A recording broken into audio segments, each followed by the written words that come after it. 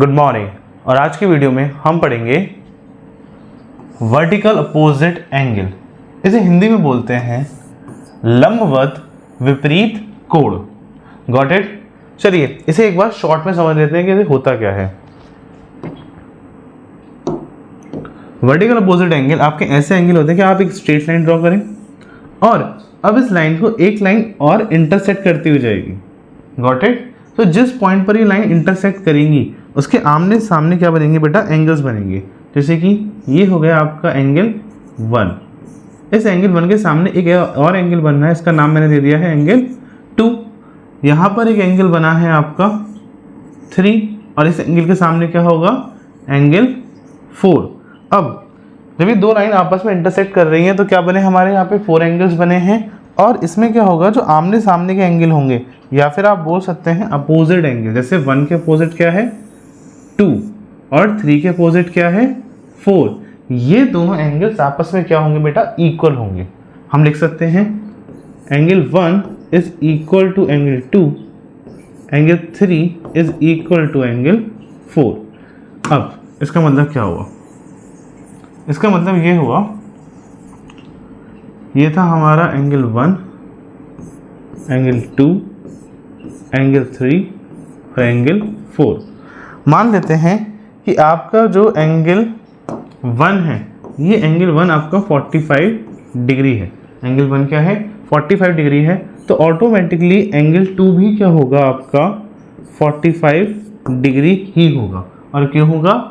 Vertical opposite angle. Clear? अभी सारे points read करेंगे हम।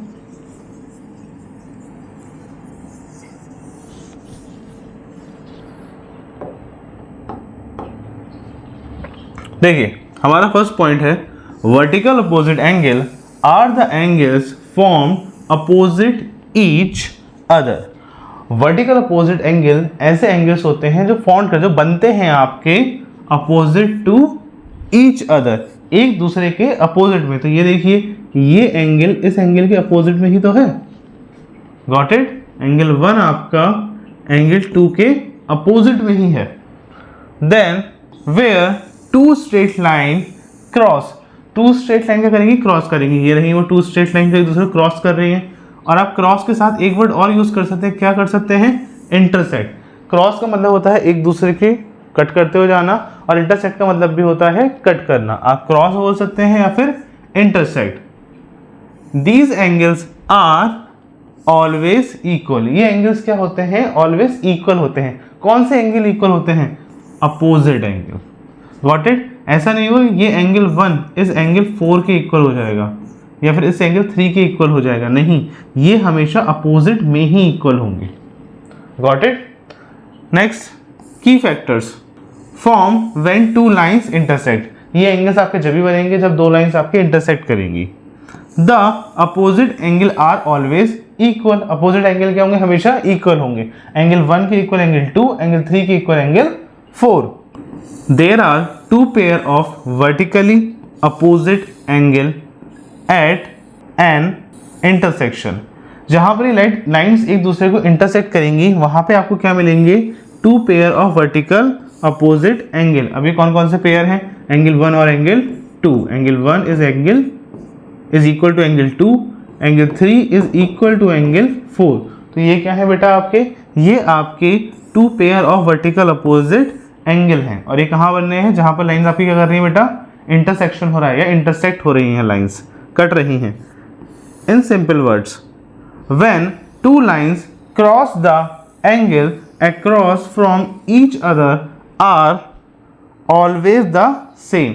जहां पर दो लाइंस एक दूसरे को क्रॉस करती हैं वहां पे बनने वाले एंगल्स क्या होते हैं? हमेशा सेम होते हैं। These are called vertical opposite angle. इन्हीं एंगल्स को हम क्या कहते हैं? Vertically opposite angle. In short समझ लेते हैं फिर से। जब दो लाइंस आपस में इंटरसेक्ट करती हैं तो उसके आमने सामने जो एंगल्स बनते हैं, अपोजिट में जो एंगल्स बनते हैं, दीज एंगल्स आर इक्वल। और हम इन एंगल्स को क्या बोलते हैं? Vertically opposite angle. क्या बोलते हैं बेटा? Vertically opposite angle. देख लीजिए एक बार और फिर से फिगर समझा देते हैं ताकि ये टॉपिक आपको दोबारा परेशान ना करें। जब भी आपकी दो लाइंस आपस में इंटरसेक्ट करेंगी तो आमने सामने के जो एंगल्स होंगे ये क्या होंगे बेटा, इक्वल होंगे।